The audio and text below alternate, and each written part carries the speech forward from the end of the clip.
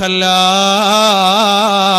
إذا بلغت التراقي وقيل من راق وظن أنه الفراق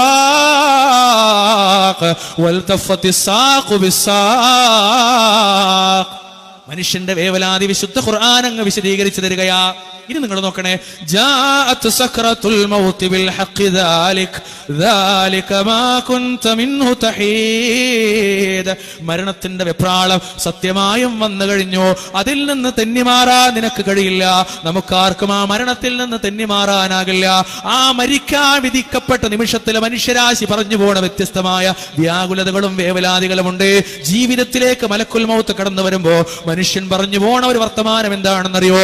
റബ്ബി ലൗലാ അഖർതനീ ഇലാ അജലിൻ ഖരീബ് ഫഅസ്സദ്ദഖ വഅകും മിനസ് സാലിഹീൻ. എന്റെ റബ്ബേ, ഏറ്റവും അടുത്ത സമയത്തേക്ക് എന്നെ നീ ഒന്ന് പിന്തിപ്പിക്കുകയാണെങ്കിൽ, ഒരല്പസമയത്ത് ആയുസ് നീ എനിക്ക് തരികയാണെങ്കിൽ ഞാൻ ദാനധർമ്മങ്ങൾ ചെയ്യുകയും സദ്വൃത്തവരുടെ കൂട്ടത്തിൽ സ്വാലിഹീങ്ങളുടെ കൂട്ടത്തിൽ പെടുകയും ചെയ്യാനാഥാ.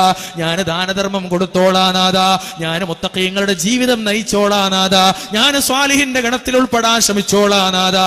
അള്ളാഹുവിന്റെ ഖുർആൻ പറഞ്ഞു പോണ മറുപടി കേൾക്കണ്ടേ? വലൻ യുഅഖിറല്ലാഹു നഫ്സൻ ഇദാ ജാഅ അജലുഹാ വല്ലാഹു ഖബീറും ബിമാ തഅമലൂൻ. ഒരാൾക്കും തന്നെ അയാളുടെ അവധി വന്നെത്തിയാൽ അള്ളാഹു നീട്ടിക്കൊടുക്കുകയില്ല. അള്ളാഹു നിങ്ങളെ പ്രവർത്തിക്കുന്നതിനെ പറ്റി സൂക്ഷ്മമായ അറിവുള്ളവനാകുന്നുവെന്ന് സൂറത്തുൽ മുനാഫിഖൂനിന്റെ 10-ാമത്തെയും 11-ാമത്തെയും വാചകമാ.